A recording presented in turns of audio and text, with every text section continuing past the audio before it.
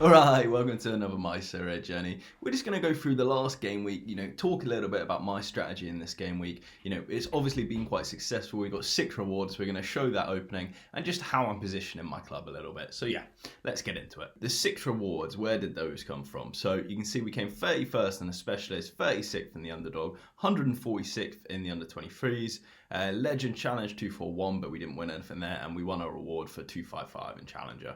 And then all-star rare, we also gone and picked up the thresholds with 4 players. I knew Gutierrez was out, but I didn't have any spare rare players, so another win there. So picking up that 0.02 ETH. So picking up £45 twice a week for the thresholds, you can't really complain there, especially with only 4 players. But anyway, let's get into the rewards.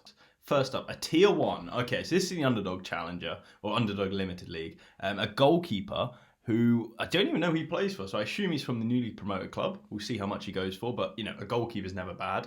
A tier 2 rare, haven't got one of these in a while, but he's from Lask. They got absolutely battered today, but typically a pretty solid side, so we'll see. Hopefully he plays. Tier 2, Eric Garcia. Okay, so I don't think he's the best of tier 2s, but I did finish quite far down. PSV, if he does start, that'd be great, but as far as I'm aware, he doesn't start. And then finally, a tier 2 Ricardo Pepe. Oh, that is good. He was an absolute monster when he was in America in the MLS, but now, yeah, I assume he doesn't get too much game time, but yeah, we'll check them out. So first up, we got Naoto here. Looks like he pretty much plays every game when available. And then if you go to the price graph of his limited card in sterling terms, a top price of 148, a bottom of 131, about £140. Absolutely over the moon with that. So next up, we have Philip Wiesner. It looks like he's injured at the moment, which is a bit annoying, but ultimately he does put up some decent scores when he plays. Just checking he plays basically every minute. It looks like he does. Yeah, pretty solid that he plays, but injured at the moment. In terms of price, looking at his last auction went for £170, so yeah, not going to complain at that. Right, Eric Gutierrez, I was actually wrong about him. Looks like he does play every game, so that's fantastic. If we go and check his price now, we got a limited card from him. We'll check in sterling terms, so will you guys understand it a bit better? Not bad, £25, you're not going to complain at it.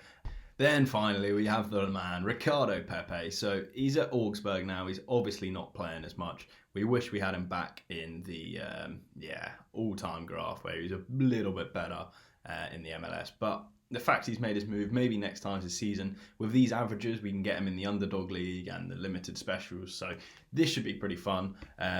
Ultimately, his price, sterling terms, everyone's dipping towards the end of the season, but he's going for about £48. So we're not going to complain with that. And I am going to go have, a little look about when I sold him last time. Oh, look at this. The absolute trading genius. So I last sold him for £300 right before this big dip.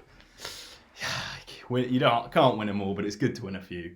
So from this game week, I'm just going to go and talk about every team that I put out because I was really excited for this game week. I thought I had a good chance in most of them, so let's go through them. First up, All-Star Limited. It's kind of the best of the rest. So, we had Shemani here, who I thought was a great player to captain. He had an unbelievable game and gave away a penalty. And if you watch that back, it wasn't really a penalty. But thankfully, it didn't really matter because Dazuba was an unknown DMP. These things happen. You move on. All-Star Rare, we're just trying to hit 250 points here, get those 0.02 ETH. It's about £46 at the moment. And to manage to do it with 4 players was fantastic.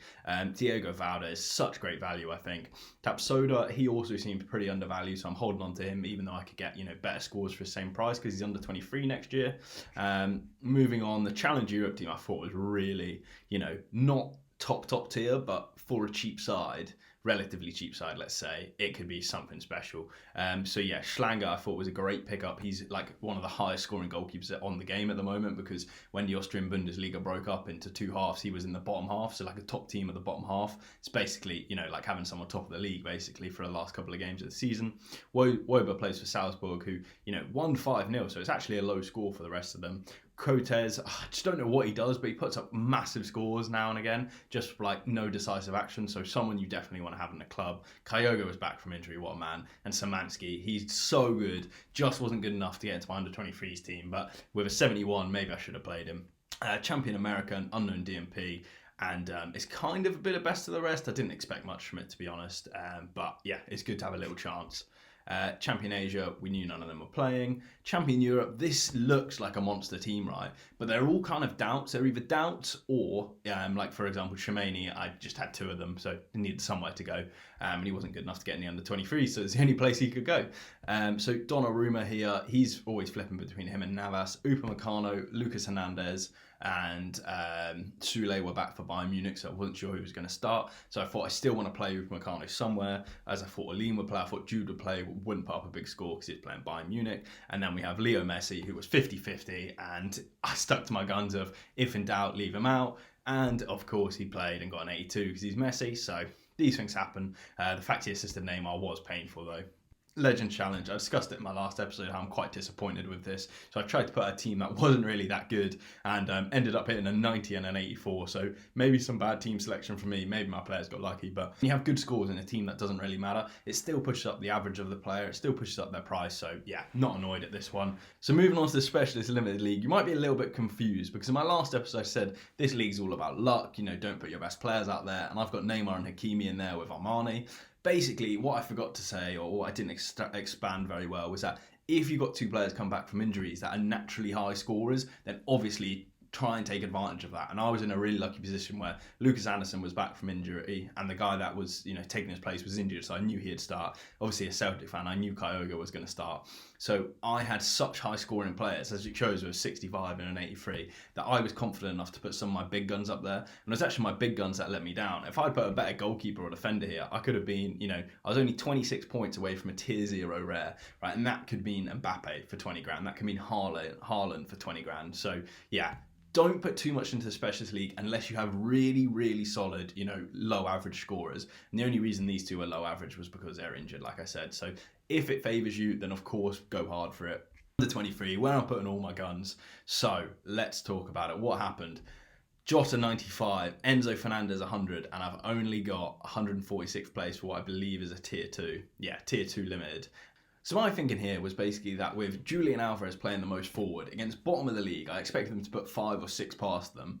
That didn't happen in reality. They only put 1 past, and I think they only scored a penalty. So that's how Enzo got his decisive, and then he's naturally got, good AA game to put him to 100. So I thought, lots of people are going to be on Enzo because he scores higher. I'll go for Julian because I think this is a game with a lot of decisives are going to happen, basically. It didn't turn out in my favour. I would have liked to have seen how it would happen if they did score 3 or 4 goals. Would Enzo still have outscored Julian? Who knows? But ultimately, could have gone for Jota at the same time with a really nice fixture away to Ross County, but I know they can be a difficult side to break down. And then in the same respect, because I thought River Plate's fixtures were so favourable, I went out and got David Martinez.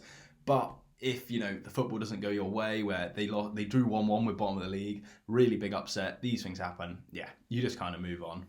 And the Underdog Limited League, first time I really gave it a big bash, and I've had this availability because of my extension in my gallery where I'm saying I need more depth in teams. I'm also buying up players at the end of the season to try and get that capital appreciation by the time that the new season starts with someone like Okoye here.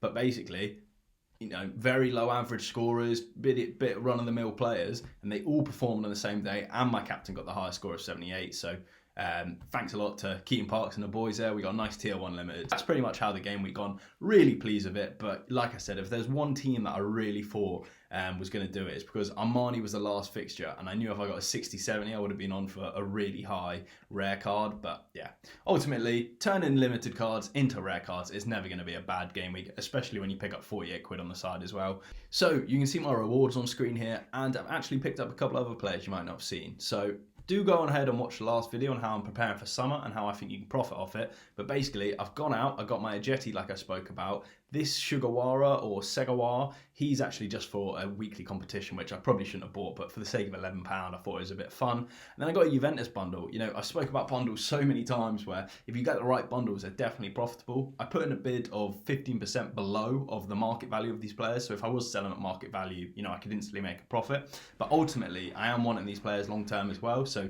I think Bonucci scores so well for his points. And, I ultimately think that he can flit into some specialist and underdog leagues really well, put really big scores up.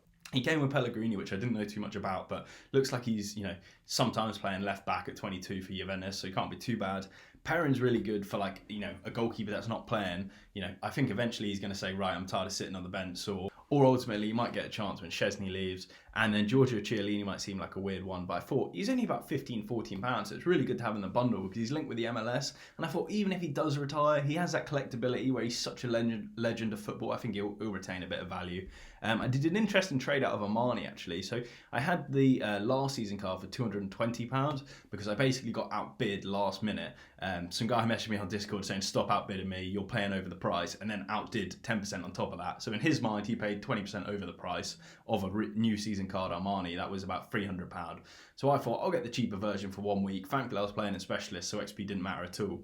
I sold it for like a £5 loss and then got Armani back for £250. So I basically saved myself like £45 there to get a new season card. I think if you're really trying to top the leagues, I think the XP is going to be crucial. And, if you get these new season cards for the whole year, you're going to have a 5% bonus basically on anyone else playing the game. There can be some older cards that have, a starting XP slightly higher than yours. Like I'm sure I have some 7-8% by the time the new season starts.